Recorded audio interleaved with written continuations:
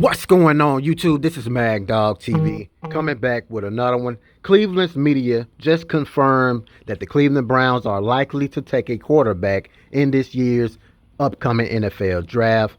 Emory Hunt just pretty much set the record straight about the quarterback selections not being better than Shedeur Sanders and Cam Ward. Every other city I go, from Colorado to the Bayou I go. Y'all know the motto, get a info I know. My people know it's Mad Dog TV, let's go. To every other city I go. From Colorado to the Bayou I go. Y'all know the motto, get a info I know.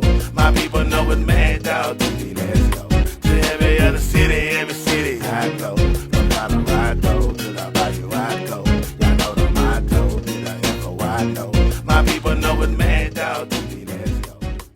So once again, as I said before, Cleveland's media just confirmed that it's very likely that the Cleveland Browns will draft a quarterback in this upcoming NFL draft, despite having the better quarterback sitting third string in Shedeur Sanders. Also, Emory Hunt weighed in on the quarterback draft class to confirm that neither of those quarterbacks are better than Shedeur Sanders. I'm going to play these video clips and let you guys hear it, and then I'm going to give you guys my thoughts as we get to this end of this video. What does Kevin have to lose by playing Gabriel now? What does he have to lose? Job. But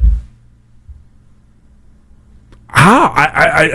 If they're going to go 0-3 to start the season against Green Bay, and I know Dan will give you a little bit of hope and excitement to think that they can get better. There's a part of me that just says, and by the way, if he threw, and I know they're not going to do this, but if he threw Sanders out there on Sunday and they were losing 21, I wouldn't have a problem with it.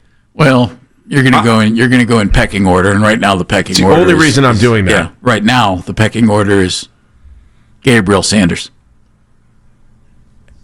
Weird things seem to happen when you get to these situations, don't they?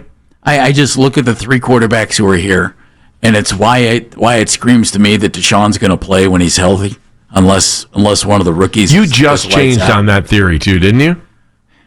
Well, I've just been looking at the three quarterbacks who are here and knowing that they have 2 first-rounders for next year, and it's real clear what's going to happen.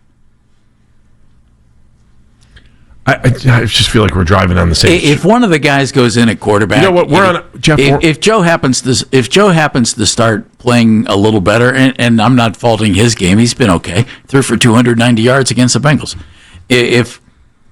If Joe's playing okay and they start to win some games, there's no need to play Deshaun. There's no need to make a change.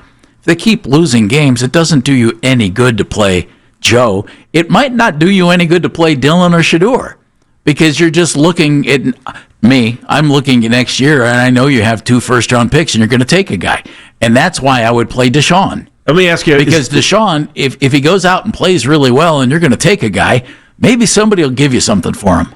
And Cam Ward are far and above better than whoever the top quarterback would be in this class. So that's that question. The second part of it is that you can see how groupthink permeates throughout the rest of the narrative in the media landscape, because you have people that get hung on these names, right? Nussmeier, Aller, you talk about Klubnik, and you talk about, Arch Manning, right? Arch Manning was number 1 with a bullet in everybody's mock draft, right? Based on 95 passes. And so but that kind of focused everybody's attention on just those names, and everybody's just kind of recycling the same 5 names. If everybody just zoomed out and did what they were supposed to do and just evaluated the whole class.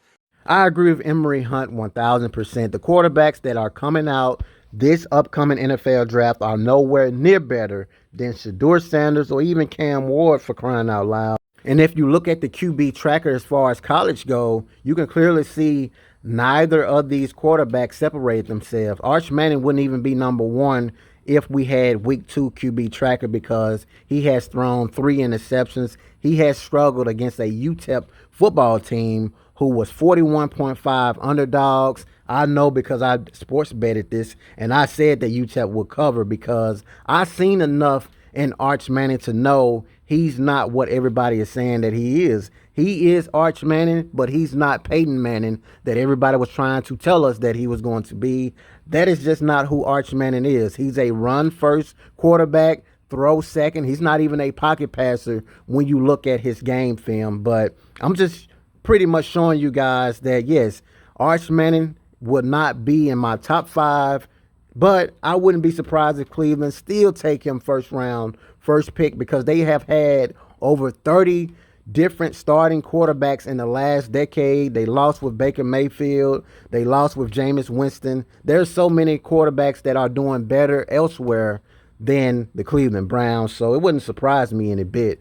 Cleveland is just not worthy of quarterback development, and so Shedeur Sanders has to do everything he can to get up out of there, if we're being honest. But if they turn to Shedeur Sanders, he could be a blessing in disguise for this entire organization, although they do not deserve him neither. So we will see what happens. Hit that like button, subscribe to the channel, turn on the post notification bell. That way every time I upload a new video, you guys will see it. Until next time, peace.